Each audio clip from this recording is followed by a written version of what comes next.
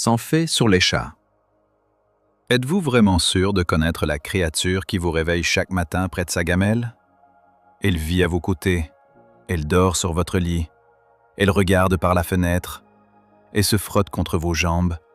Parfois, elle ronronne, comme si on avait allumé un petit moteur dans la maison. Et c'est justement pour ça qu'on a l'impression que le chat, on le comprend.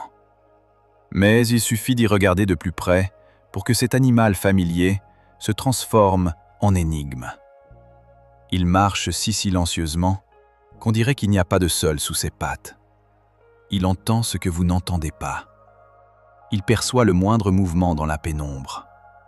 Il déchiffre les odeurs comme nous lisons des messages. Il peut ignorer son propre nom alors qu'il le reconnaît parfaitement. Et chaque jour, il pousse l'humain à faire exactement ce dont lui a besoin. Aujourd'hui, voici 100 faits sur les chats. Mais ce ne sera pas une simple liste. C'est un voyage à l'intérieur d'un animal qui, après des milliers d'années passées aux côtés de l'homme, n'est jamais devenu complètement le nôtre. Et le premier fait ne commence ni par les yeux, ni par la queue, ni même par le ronronnement. Il commence par un pas. Premier fait. Le chat marche sur ses doigts. Il ne pose presque jamais la plante du pied au sol, comme nous. Il se déplace sur le bout des doigts, comme s'il marchait sur la pointe des pieds toute sa vie. C'est pour ça que son pas est si silencieux, si souple, toujours prêt à bondir en une fraction de seconde. Et dans ce simple pas, on voit déjà le prédateur, le chat semble toujours prêt à disparaître de la pièce avant même que vous ayez tourné la tête. Deuxième fait. La queue du chat n'est pas un simple ornement. Elle l'aide à garder l'équilibre, à corriger la position de son corps en plein saut et à marcher sur une surface étroite comme si une large route s'étendait sous ses pattes.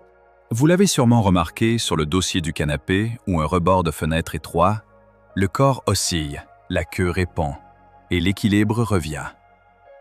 Troisième fait. La plupart des chats ont 5 doigts aux pattes avant et 4 aux pattes arrière. Les pattes avant servent surtout d'outils de préhension et de manœuvre. Les pattes arrière, elles, sont un puissant ressort prêt à propulser le corps. Une patte de chat n'est donc pas qu'une simple patte. C'est à la fois un frein, un ressort, un crochet et un discret instrument de reconnaissance. Quatrième fait. Certains chats ont des doigts supplémentaires. On dit de ces animaux qu'ils sont polydactyles. Parfois, leurs pattes ressemblent à de petites moufles. Une telle patte peut paraître presque comique, mais elle conserve la même logique. Plus d'appui, plus de prise, plus d'assurance. Cinquième fait. Les chats tricolores sont presque toujours des femelles. La robe écaille de tortue, ou calico, est liée à des gènes portés par le chromosome X. C'est pourquoi cette combinaison de couleurs apparaît bien plus souvent chez les femelles. Voilà pourquoi une chatte tricolore semble toujours un peu particulière. Derrière cette belle robe, il n'y a pas de mystère, mais de la génétique. Sixième fait. Les chats roux sont plus souvent des mâles. Ce n'est pas une règle absolue, mais la probabilité penche bel et bien du côté des mâles. Alors le matou roux sur le rebord de la fenêtre, ce n'est pas seulement une image d'enfance, c'est aussi un petit clin d'œil de la nature. Septième fait. Un chat adulte possède en général 30 dents définitives. Ce n'est pas une panoplie universelle, mais l'outillage d'un petit prédateur. Saisir, retenir, découper. Si l'on regarde la gueule d'un chat sans s'attendrir, une chose devient claire. Ce n'est pas le sourire d'un animal de compagnie, mais un jeu d'instruments tranchants, soigneusement agencés. Huitième fait. Les chatons naissent sans dents définitives. Les dents de lait apparaissent peu à peu, puis sont remplacées par les définitives. C'est pourquoi un jeune chaton mordit le monde, comme s'il l'explorait avec ses dents. C'est exactement pour ça qu'un chaton goûte les câbles, les doigts, les cartons et le bord de la couverture. Il dresse littéralement la carte du monde avec sa bouche. Neuvième fait. Le pli mou sur le ventre n'est pas toujours du surpoids. C'est la poche primordiale. Elle peut aider à protéger le ventre lors d'une bagarre et donner à la peau plus de liberté pendant les sauts. Tout pli mou sur le ventre ne signale donc pas un excès de nourriture. Parfois, c'est juste une partie de cette structure qui rend le chat si souple et si résistant. 10e fait. Le squelette du chat est plus souple qu'il n'y paraît. La colonne vertébrale et la queue sont particulièrement importantes. Elles l'aident à se cambrer, à se retourner et à se faufiler là où, en apparence, il ne devrait pas passer. Vous voyez un animal tout doux, mais à l'intérieur, c'est un système à ressorts fait d'os, d'articulations et de muscles, capable de se plier de façon presque incroyable. Et maintenant, imaginez que tout cela se cache dans un animal qui, une seconde plus tôt, était simplement roulé en boule sur le rebord de la fenêtre. 11e fait. Un chat peut sauter à plusieurs fois sa propre hauteur. Il ne se contente pas de sauter. Il ramasse son corps, répartit son poids, tend ses pattes arrière, puis se propulse vers le haut. Dans ces moments-là, on voit bien que le chat ne se contente pas de pousser sur le sol, on dirait qu'il jaillit de lui. 12e fait. Avant de sauter, le chat agite souvent l'arrière de son corps. Ça a l'air drôle, mais c'est en réalité une sorte de calibrage des muscles avant l'élan. Vous avez sûrement déjà vu cette petite danse comique avant le saut. Mais elle n'est comique que pour nous. Pour le chat, c'est un réglage de précision avant l'attaque. 13e fait. Les omoplates du chat sont extrêmement mobiles. C'est pourquoi l'avant de son corps peut littéralement s'écouler à la suite de sa tête. C'est exactement pour ça qu'un chat peut se glisser dans une fente où l'on dirait que seule sa pensée tiendrait. 14e fait. Les griffes du chat fonctionnent comme des crochets. Elles se rétractent quand elles ne servent pas et sortent au moment de grimper, d'agripper ou de se défendre. Elles restent cachées dans le silence jusqu'au moment voulu, comme de petits couteaux qui ne s'ouvrent que lorsque la situation l'exige. 15e fait. Il est difficile pour un chat de descendre d'un arbre la tête la première. Les griffes l'aident parfaitement à monter, mais pour descendre, il doit souvent reculer, et cela demande du courage et de l'expérience. Voilà pourquoi un chat dans un arbre a parfois l'air désemparé. Monter, c'est facile. Descendre, c'est déjà une autre histoire. 16e fait. Sur ses pattes avant, le chat possède des vibrisses supplémentaires. Elles l'aident à sentir sa proie lorsqu'elle est déjà toute proche et presque invisible. C'est l'un de ces détails que l'humain ne remarque presque jamais, mais qui, pour le chat, peuvent décider de l'issue d'une chasse. 17e fait.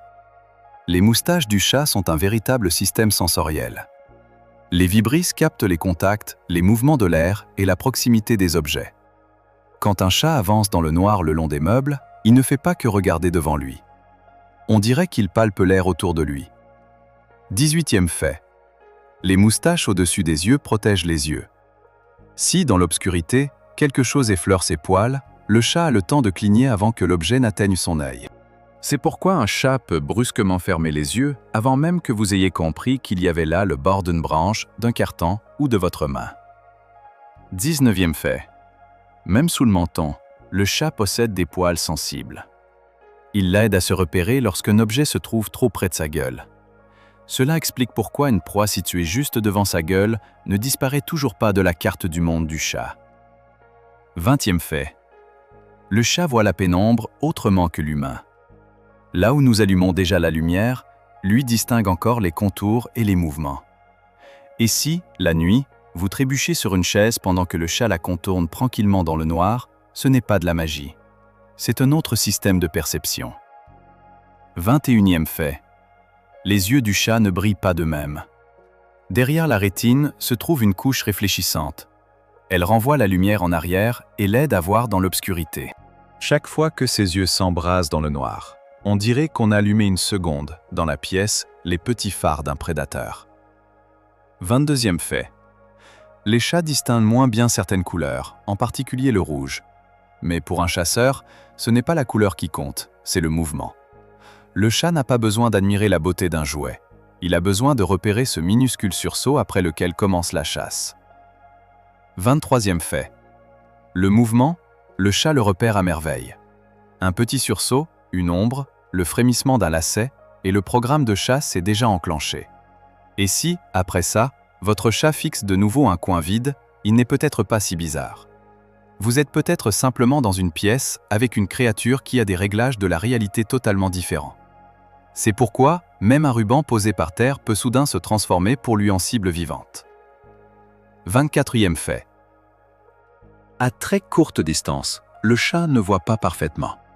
C'est pourquoi une friandise placée juste devant son museau, il la cherche parfois avec le nez, les moustaches et la patte. Et là, on comprend une chose. Le chat ne perd pas l'objet de vue. Il bascule simplement ses instruments des yeux vers le nez, les moustaches et les pattes. 25e fait. Les oreilles du chat peuvent bouger de façon presque indépendante. Le corps reste tranquillement allongé, mais les oreilles, elles, scrutent déjà la pièce. On a parfois l'impression que le chat dort, mais une oreille mène déjà sa propre vie et écoute la pièce pour lui. 26e fait. Le chat entend des fréquences aiguës inaccessibles à l'humain. Pour vous, dans la pièce, c'est le silence. Pour lui, il peut y avoir un appareil électrique, un froissement, un couinement ou un mouvement derrière le mur. Pour nous, le silence, c'est le vide. Pour le chat, le silence peut être rempli de signaux ténus. 27e fait. Quand un chat fixe un coin vide, ce n'est pas forcément des mystères. Il entend ou ressent peut-être ce qui n'atteint pas nos organes des sens. Alors, avant de rire d'un chat qui fixe le mur, gardez à l'esprit ceci. Pour lui, le mur n'est peut-être pas silencieux. Le fait suivant explique pourquoi un sac neuf rapporté du magasin est parfois, pour le chat, plus intéressant qu'un jouet de luxe. 28e fait. Le nez du chat est un véritable laboratoire. Les odeurs lui disent qui est passé par là, ce qui a changé, où c'est sûr et où c'est étranger. Un sac neuf, la chaussure d'un invité ou un sac de course peuvent être pour lui tout un journal, écrit en odeur. 29e fait. Les chats possèdent l'organe de Jacobson. Il les aide à analyser les signaux chimiques. C'est pourquoi cette grimace étrange, la gueule entrouverte, signifie parfois que le chat lit une odeur plus en profondeur. Cette grimace bizarre a l'air amusante, mais en réalité, le chat est en train d'ouvrir comme une deuxième page de l'odeur. 30e fait. Le chat ne vous reconnaît pas seulement à votre visage. Pour lui, compte votre odeur, votre voix, votre démarche, vos intonations et vos habitudes quotidiennes. C'est pourquoi il vous reconnaît avant même que vous soyez complètement entré dans la pièce, à votre pas, au bruit de vos clés, à l'air qui est arrivé avec vous. Et c'est ici que nous touchons à l'essentiel. Le chat ne se contente pas de ressentir le monde autrement. Il y répond selon ses propres règles. Et maintenant, un moment que connaît presque tout propriétaire. Vous appelez le chat, il tourne une oreille, parfois il vous regarde même, et malgré tout, il ne vient pas. 31e fait. Le chat peut connaître son nom. Mais connaître son nom et avoir envie de venir, ce sont deux choses différentes. Et dans cette pause, entre votre appel et sa décision, tient souvent toute la philosophie du chat. 32e fait. Les chats adultes miaulent souvent bien plus aux humains qu'aux autres chats. Le miaulement est devenu un outil commode de communication avec l'homme. Autrement dit, le chat n'a pas seulement donné de la voix, il a choisi l'outil qui fonctionne le mieux précisément sur l'humain. 33e fait. Chaque chat peut avoir son propre répertoire de sons. Un son pour la nourriture, un autre pour la porte, un troisième pour le mécontentement, un quatrième pour « Pourquoi tu dors encore ?» Et soyons honnêtes, c'est là qu'on en vient à cette fameuse question. Qui a apprivoisé qui? Au bout de quelques mois, le maître comprend déjà ce vocabulaire mieux que certains sous-entendus humains. 34e fait. Le chat dresse l'humain par la répétition. Il miaule, l'humain se lève. Il s'assoit près de la gamelle, l'humain verse les croquettes. Il gratte à la porte, l'humain ouvre. À la troisième fois, ce n'est plus une demande. C'est un système qui fonctionne. Et soyons honnêtes, à un moment donné, ça ressemble moins au dressage du chat qu'au dressage de l'humain. 35e fait. Le ronronnement ne signifie pas toujours le bonheur. Les chats ronronnent quand ils se sentent bien, mais parfois aussi en cas de stress, de douleur ou pour tenter de se calmer. C'est pourquoi le ronronnement doit toujours s'écouter en lisant le corps. Le chat est-il détendu? Se cache-t-il? Se laisse-t-il toucher? 36e fait. Le clignement lent des yeux signifie souvent la confiance. Pour un prédateur, fermer les yeux à côté d'un autre être est un geste sérieux. Un tel geste, on ne peut pas l'exiger. On ne peut que le recevoir, comme une petite autorisation d'être là. 37e fait. Un regard direct et prolongé peut être un défi. Parfois, la meilleure façon de plaire à un chat, c'est de cligner calmement des yeux et de lui laisser le choix. Parfois, la phrase la plus polie dans la langue des chats, c'est simplement de ne pas se pencher au-dessus de lui et de ne pas le fixer trop longtemps. 38e fait. La queue est une ligne à part entière de la langue des chats. Une queue dressée bien haut exprime souvent l'amitié, des battements brusques, l'agacement. La queue du chat ressemble à une ligne de sous-titres. Si l'on apprend à la lire, la scène devient plus claire. Le fait suivant a sauvé bien des mains humaines de l'attaque soudaine d'un ventre tout doux. 39e fait. Un ventre exposé n'est pas toujours une invitation à le caresser. Parfois, c'est de la confiance, mais le ventre reste malgré toute une zone vulnérable. Voilà pourquoi la main humaine reçoit parfois une leçon, la confiance accordée au ventre n'équivaut pas à l'autorisation d'en franchir les limites. 40e fait. Quand un chat se frotte le museau contre vous, il dépose son odeur. Pour nous, c'est une caresse. Pour lui, c'est aussi une manière d'intégrer l'humain à un territoire familier et sûr. À ce moment-là, le chat semble dire « Ceci est à moi, c'est familier, ça fait partie de mon monde ». 41e fait. Quand un chat vous donne des coups de tête, il mélange votre odeur à la sienne. C'est un geste de proximité et d'appartenance à un même monde. Ce coup de tête peut paraître un peu brusque, mais à l'échelle des chats, c'est presque une étreinte. 42e fait. Le pétrissage n'est pas qu'une simple habitude de chaton. Quand un chat adulte malaxe un tissu ou un humain avec ses pattes, il peut se calmer et retrouver un état de sécurité. Et si un chat adulte pétrit la couverture à côté de vous, il revient peut-être, l'espace d'une seconde, à l'état le plus sûr de son enfance. 43e fait. Les coussinets des pattes possèdent des glandes. C'est pourquoi un chat peut laisser des marques odorantes même lorsqu'il se contente de pétrir une couverture. Ainsi, même un confortable piétinement sur la couette laisse une signature invisible. Je suis passé par là. Ici, je me sens tranquille. 44e fait. Les chats prennent soin de leur pelage non par vanité. Le toilettage nettoie la fourrure, répartit les odeurs et aide à se calmer. Après le toilettage, le chat n'a pas seulement l'air plus net, il sent de nouveau comme il faut, c'est-à-dire lui-même. 45e fait. La langue du chat est couverte de petits crochets. C'est pourquoi un baiser de chat donne la sensation d'un contact avec une brosse vivante. Et c'est précisément pour ça que la langue d'un chat est si difficile à confondre avec autre chose. Chez le chat, la tendresse est parfois un peu rugueuse. Vous l'avez sûrement remarqué, dans la pièce, il y a un canapé, un fauteuil et un tapis.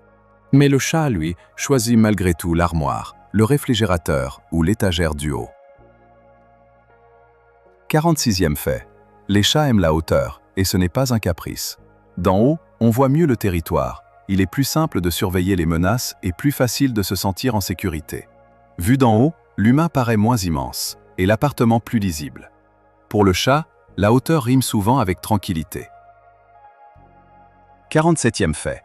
Les cartons donnent au chat un sentiment d'abri. L'espace exigu protège ses flancs et lui permet d'observer tout en restant caché. Un carton ne coûte peut-être rien, mais pour le chat, il devient une forteresse avec une seule entrée et une bonne vue d'ensemble. 48e fait.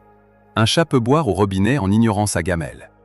L'eau courante bouge, fait du bruit et semble souvent à l'animal plus sûr que l'eau stagnante. Vous y voyez un caprice. Le chat, lui, voit de l'eau qui bouge, qui fait du bruit et qui semble vivante. 49e fait. Les odeurs fortes peuvent irriter le chat bien plus que l'humain. Le parfum, la fumée, les produits ménagers et les huiles essentielles ne sont pas, pour lui, un simple arrière-plan. Ce qui est pour nous un léger arôme peut être pour lui un cri d'odeur assourdissant. 50e fait. Certaines huiles essentielles sont dangereuses pour les chats. Ce qui paraît à l'humain un agréable parfum peut représenter un risque pour l'animal. C'est pourquoi un foyer douillet pour l'humain n'est pas toujours sûr pour le chat. Parfois, le danger sent bon. Il faut s'arrêter un instant ici. Le chat est indépendant, mais très vulnérable à ce que le dans la maison. Et maintenant, ralentissons un peu. Derrière toute cette grâce, ce ronronnement et ces drôles d'habitudes se cache une biologie très stricte. 51e fait. Le chat est un carnivore strict. Il a besoin de protéines animales et de substances qu'il ne peut pas remplacer pleinement par une nourriture végétale. Ici, il est particulièrement important de se rappeler que le chat n'est pas un petit humain, ni un chien. Son organisme fonctionne selon ses propres lois. 52e fait. L'un des exemples clés, c'est la taurine. Sans elle, la vue, le cœur et le métabolisme en pâtissent. Le seul mot « taurine » a l'air technique, mais derrière lui se cache la vue, le cœur et la possibilité même d'être un chat en bonne santé. 53e fait. Les chats mangent souvent par petites portions. Dans la nature, leur alimentation ne se compose pas d'un seul gros repas, mais de plusieurs petites proies. C'est pourquoi un chat peut revenir à sa gamelle de nombreuses fois dans la journée. Il ne fait pas de caprice, son corps se souvient d'un autre rythme alimentaire. 54e fait. La satiété n'éteint pas la chasse. Un chat peut manger et, 1 minute plus tard, se mettre à poursuivre un jouet. Voilà pourquoi jouer après le dîner n'est pas en contradiction avec la satiété. Ce n'est pas la faim qui s'est réveillée, mais le chasseur. 55e fait. Un objet en mouvement déclenche une réaction. Une souris, une mouche, une balle, un lacet ou un doigt sous la couverture, tout cela peut devenir une proie.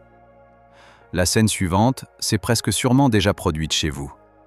Le chat est assis près de la fenêtre, voit un oiseau et se met soudain à claquer bizarrement des dents. Il suffit qu'un doigt remue sous la couverture pour que l'humain devienne soudain un participant à un safari dans sa propre chambre. 56e fait. Le claquement des dents devant la fenêtre est lié à l'excitation de la chasse. Le chat voit l'oiseau, mais ne peut pas l'atteindre, et son corps laisse échapper de courts sons vibrants. À ce moment-là, le chat derrière la vitre semble coincé entre deux mondes. Il voit la proie, mais ne peut pas mener la chasse à son terme. 57e fait. Le jeu, c'est de l'entraînement. L'embuscade, le bond, la capture, le relâchement, une nouvelle attaque, tout cela est une répétition d'une vraie chasse. Chaque bond sur un jouet n'est pas qu'un simple divertissement, mais une petite répétition d'un savoir-faire ancestral. 58e fait. Si un chat s'ennuie, il peut se mettre à chasser l'humain. Les jambes sous la couverture, les mains, les lacets, les rideaux, tout se transforme en défi. Si l'on ne donne pas au prédateur une proie sûre, il en trouvera une facilement par lui-même. Et le plus souvent, ce sera vous. 59e fait. Le griffoir n'est pas un luxe. Le chat y aiguise ses griffes, étire ses muscles, dépose son odeur et relâche la tension. Un bon griffoir n'est pas un meuble pour chat. C'est à la fois une salle de sport, un journal d'odeur et un moyen de se calmer, le tout en un seul objet. 60e fait. Les courses nocturnes à travers l'appartement ne sont pas de la folie. C'est simplement que, dans le petit prédateur, l'activité s'est réveillée au moment où l'humain avait déjà décidé que la journée était terminée. Et si, à 3 heures du matin, une fusée à poil file à travers l'appartement, c'est peut-être simplement son horloge interne qui a enclenché la chasse. Mais le petit prédateur n'a pas que le jeu. Il a aussi des limites. Et parfois, le chat les fait connaître très clairement. 61e fait. Le feulement est un avertissement. Le chat n'est pas obligé d'attaquer tout de suite. Souvent, il dit « Stop, n'approche pas davantage ». Le feulement n'est pas encore un coup. C'est une chance de s'arrêter avant que la situation ne s'aggrave. 62e fait. Des oreilles plaquées ne signifie pas toujours de l'agressivité. Parfois, c'est de la peur, parfois de la défense, parfois une tentative d'écouter ce qui se passe derrière. Les oreilles du chat sont de petites antennes d'humeur, mais il faut les lire avec les yeux, le corps et la queue. 63e fait. La morsure d'un chat peut être dangereuse. Même une petite plaie peut s'infecter, c'est pourquoi les morsures profondes doivent être prises au sérieux. Même si une morsure paraît minuscule, la dent du chat pénètre profondément et laisse derrière elle non seulement de la douleur, mais aussi des bactéries. 64e fait. Les gamelles en plastique peuvent aggraver les problèmes de menton. Certains chats développent de l'acné et une céramique ou un métal propre aide à réduire le risque. Parfois, prendre soin de son chat commence non par une nourriture coûteuse, mais par une simple gamelle propre. 65e fait. Les races au museau aplati peuvent avoir des problèmes respiratoires. La beauté façonnée par l'homme se paie parfois cher pour l'animal lui-même. Un tel fait nous rappelle que la mode humaine peut transformer un animal, mais pas toujours à son avantage. 66e fait. Les chats ont des groupes sanguins. En médecine vétérinaire, c'est important, en particulier lors des transfusions et face à certains risques chez les chatons nouveau-nés. Derrière l'apparente simplicité de la médecine vétérinaire se cache tout un monde de subtilités, dont le propriétaire n'apprend souvent l'existence qu'au moment critique. 67e fait. Les chats ont leur propre maladie virale, sans danger pour l'humain. Mais pour les chats eux-mêmes, elles peuvent être graves. Pour l'humain, ces maladies ne sont pas effrayantes, mais dans le monde des chats, elles peuvent changer le destin de groupes entiers d'animaux. 68e fait. Les chats savent cacher la douleur. Dans la nature, la faiblesse est dangereuse. Et le chat domestique aussi peut longtemps ne pas montrer qu'il va mal. Voilà pourquoi un chat calme n'est pas toujours un chat en bonne santé. Parfois, il sait simplement très bien se taire. 69e fait. Un changement brutal de comportement est une raison de s'inquiéter. Si le chat se cache, ne mange pas, évite les contacts ou devient soudain agressif, cela peut être un signal de maladie. L'humain attend souvent un cri à l'aide.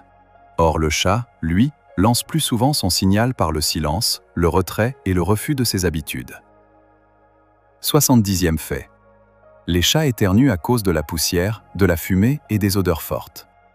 Parfois ce n'est rien, mais des éternuements fréquents et un état apathique demandent de l'attention. C'est pourquoi les odeurs fortes dans la maison ne sont pas seulement une question de confort, mais aussi une question de santé pour l'animal qui vit à vos côtés. Après ce passage sur la santé, on a envie de demander « Mais pourquoi le chat dort-il autant ?» La réponse est plus simple et plus intéressante qu'il n'y paraît. 71e fait. Les chats dorment la majeure partie de la journée. Ce n'est pas de la paresse, mais une stratégie de prédateur. Accumuler de l'énergie pour de courtes pointes d'activité. Et il y a là une logique. D'abord le silence, puis l'élan. Le prédateur économise son énergie jusqu'à la seconde décisive. 72e fait. Les chatons commencent à rêver très tôt. Quand une petite patte tressaille pendant le sommeil, c'est comme une répétition de la chasse à venir. Dans son sommeil, le chaton s'entraîne en quelque sorte à sa vie future. Ses minuscules pattes courent déjà là où son corps ne sait pas encore aller. 73e fait. Le chat adulte rêve lui aussi. Les moustaches bougent, la queue tressaille, les pattes courent. Peut-être que, dans son rêve, il rattrape de nouveau ce qui, dans la journée, a filé sous le canapé. Parfois, un chat endormi a l'air d'abriter en lui un petit film, plein de courses-poursuites et de bonds. 74e fait. Le chat peut se souvenir longtemps d'événements importants. Les trajets, la douleur, la peur, les gens bienveillants, les lieux et les gestes préférés après lesquels se produit quelque chose de marquant. C'est pourquoi la caisse de transport, un bruit fort ou une douleur peuvent se graver durablement et ressurgir, dans son comportement, des semaines plus tard. 75e fait. Le chat distingue les intonations. Même s'il ne comprend pas chaque mot, il ressent le rythme, le volume et le dessin émotionnel de la voix. Vous pouvez prononcer des mots différents, mais le chat entendra avant tout sur quel ton vous êtes entré dans la pièce. 76e fait. Le chat peut réagir à l'état de l'humain. Il remarque la posture, la voix, l'odeur, la température et les changements de routine. Parfois, il vient non parce qu'il comprend la tristesse comme un humain, mais parce qu'il a remarqué que quelque chose avait changé chez vous. Et ici, il est important de ne pas trop humaniser le chat. Il peut avoir l'air vexé. Il peut s'éloigner de façon démonstrative. Il peut abîmer un objet. Mais sa logique reste malgré tout une logique de chat. 77e fait. Le chat ne se venge pas au sens humain du terme. Derrière bien des bêtises se cache le stress, la peur, la douleur, l'ennui ou la perturbation de l'ordre habituel. Et c'est un tournant important. Moins on accuse le chat, mieux on commence à comprendre ses véritables raisons. 78e fait. Les chats aiment la prévisibilité. Un déménagement, des travaux, un nouvel animal ou un changement brutal de routine peuvent les déstabiliser. Pour le chat, la stabilité, ce n'est pas l'ennui. C'est une sécurité qu'on peut renifler, contourner et vérifier. 79e fait. Le territoire est plus important pour le chat qu'il n'y paraît. Ce n'est pas qu'un simple appartement. Ce sont des trajets, des cachettes, des odeurs, des hauteurs, des gamelles, une litière et des points d'observation. Si l'on déplace la litière, la gamelle ou le couchage préféré du chat, ce n'est peut-être pas un détail, mais un changement de la carte de son monde. 80e fait. Un nouveau chat dans la maison, ce n'est pas qu'ils se débrouillent entre eux. C'est un choc d'odeurs, de limites et de ressources. Il leur faut du temps et une présentation progressive. C'est pourquoi se découvrir à travers une porte, des odeurs et du temps fonctionne souvent mieux qu'une rencontre brutale nez à nez. On qualifie souvent les chats de solitaires, mais c'est un mot trop simple pour un animal qui sait choisir sa distance. 81e fait. Les chats peuvent nouer des liens sociaux. Certains dorment côte à côte, se lèchent mutuellement et se touchent le nez. Un chat peut être solitaire par humeur, mais pas forcément solitaire par nature. Il choisit simplement lui-même sa distance. 82e fait. Le léchage social n'est pas qu'une question de propreté. C'est une manière de renforcer le lien et de réduire la tension. Quand deux chats se lèchent l'un l'autre, ils se confirment en quelque sorte de nouveau. Nous sommes des nôtres. 83e fait. Tous les chats n'aiment pas les câlins. Pour l'humain, un câlin, c'est de la tendresse. Pour le chat, une étreinte trop ferme peut être une menace. C'est pourquoi un chat qui n'aime pas les mains n'est pas forcément peu affectueux. Il choisit peut-être simplement une autre forme de proximité. 84e fait. Un chat peut être affectueux sans contact permanent. Il se contente d'être allongé à côté de vous, de rester dans la même pièce ou de venir là où vous travaillez. Parfois, son amour ressemble non à une étreinte, mais à une présence silencieuse à 2 mètres de vous. 85e fait. Un chat peut choisir une seule personne. Avec elle s'accordent la voix, les mouvements, l'odeur, la patience et les règles de communication. La personne choisie n'est souvent ni la plus bruyante, ni la plus insistante. C'est souvent celle qui entend le mieux le « ça suffit » du chat. 86e fait. Le chat apprend à respecter les limites. Sa confiance ne se prend pas par la force. Elle ne peut que se mériter. Et c'est sans doute ce qui fait du chat un bon professeur. Il n'explique pas les limites avec des mots, mais il les montre très précisément par son comportement. Et maintenant, prenons du recul. Quittons l'appartement où le chat dort sur la couverture pour entrer dans un monde où la nourriture de toute une famille pouvait dépendre de lui. 87e fait. Les hommes de l'Antiquité appréciaient les chats pour la protection de leurs réserves. Là où il y avait des greniers et du grain, les souris pouvaient décider du sort d'un village. C'est ainsi que le chat est entré dans l'histoire humaine non comme un ornement, mais comme un allié pratique, près du grain et des souris. 88e fait. Selon les cultures, les chats ont été tantôt vénérés, tantôt craints. Ils vivaient près des temples, des maisons, des marchés, des ports et des légendes. C'est peut-être cette dualité qui l'a rendu si mythique, aux côtés de l'homme, mais jamais tout à fait sien. 89e fait. Si les chats sont devenus les héros d'Internet, ce n'est pas un hasard. Leur comportement est idéal pour une courte vidéo. L'imprévu, l'indépendance, le comique et ce sentiment que le chat sait toujours quelque chose qu'il garde pour lui. Le chat est drôle parce qu'il est indépendant et énigmatique pour la même raison. 90e fait. Les histoires de chats dans des gares, des magasins et de petites villes deviennent populaires parce que l'humain aime conférer à un animal indépendant un statut humain. Il est agréable, pour l'humain, de nommer un chat chef, maître ou mascotte, comme si l'on pouvait ainsi pactiser avec sa liberté. Mais cette histoire a aussi un côté plus complexe.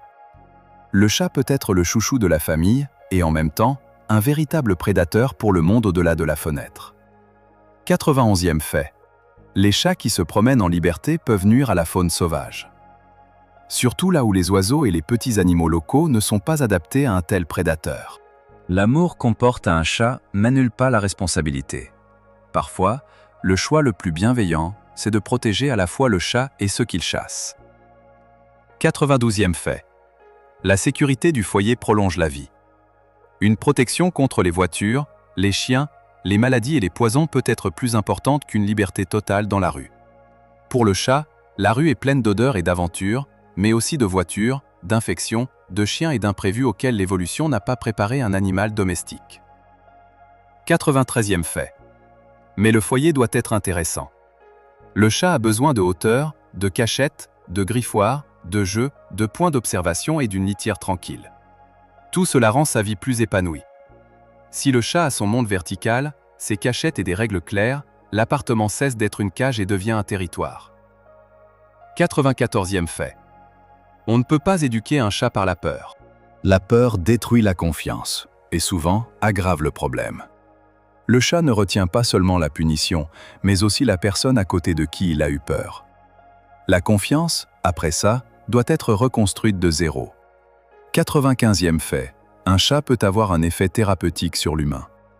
Sa chaleur, sa présence et le rythme de son ronronnement aident beaucoup de gens à se sentir apaisés. Parfois, il suffit qu'un petit moteur tiède se mette à ronronner doucement à côté de vous pour que la pièce paraisse déjà plus sûre. 96e fait. À côté d'un chat, l'humain change. Il se met à parler plus doucement, à bouger plus délicatement et à remarquer les limites d'un autre être. Le chat semble nous forcer à ralentir. À ne pas attraper, à ne pas brusquer, à ne pas exiger une réponse immédiate. 97e fait. Le chat n'est pas obligé d'être commode. Il est là, mais il ne se dissout pas dans l'humain. C'est précisément en cela qu'il est unique. Et c'est là sa franchise. Il reste lui-même, même lorsqu'il aime profondément l'humain. Et pour le final, nous revenons là où tout a commencé, à vous et à votre chat. Celui-là même qui connaît le bruit de votre démarche, mieux que bien des gens ne connaissent votre voix. 98e fait. Votre chat en sait plus sur vous qu'il n'y paraît. Il sait quand vous vous levez, où la nourriture est rangée, comment résonnent vos pas et à quel moment, d'ordinaire, vous cédez. Il nous étudie avec autant d'attention que nous l'étudions. Il le fait simplement plus discrètement. 99e fait. Peut-être que le chat ne vous considère pas comme son maître. Peut-être êtes-vous, pour lui, une grande créature rassurante, une source de chaleur, de nourriture, de protection et d'une compagnie étrange, mais agréable. Et c'est peut-être pour ça que le mot « maître » à côté d'un chat sonne toujours un peu douteux. 100e fait. Si le chat vous a choisi, cela ne ressemble pas à de la soumission. Cela se manifeste plus discrètement. Il se contente de s'allonger à côté de vous, de plisser les yeux, de rentrer ses griffes, de s'endormir comme s'il n'y avait aucune menace à proximité. Dans ce silence-là, il y a plus de confiance que dans n'importe quelle déclaration tonitruante. Le chat reste simplement à côté de vous, et c'est suffisant. Et à ce moment-là, on comprend l'essentiel. Dans une relation avec un chat, on ne peut pas ordonner, on ne peut pas acheter, on ne peut pas mendier. Sa confiance ne peut que se mériter. Nous avons commencé par une question. Connaissons-nous vraiment la créature qui, chaque matin, réclame son petit déjeuner? Désormais, la réponse n'est plus si simple. Le chat n'est pas qu'un simple animal de compagnie. C'est un prédateur qui a appris à vivre aux côtés de l'homme sans renoncer à sa nature. C'est un petit observateur nocturne qui entend davantage, voit autrement, ressent plus finement et nous rappelle chaque jour que la nature ne disparaît pas, même lorsqu'elle s'est roulée en boule sur le canapé. Nous avons donné au chat un foyer, de la chaleur et une gamelle. Et lui nous a donné ce sentiment rare, celui qu'une créature indépendante, parmi le monde entier, nous a choisi, nous. Et c'est peut-être pour ça que, aujourd'hui encore, nous n'arrivons pas à décider qui, dans cette histoire, est le véritable maître. Merci d'avoir regardé. On se revoit de vous, d'avoir abonné.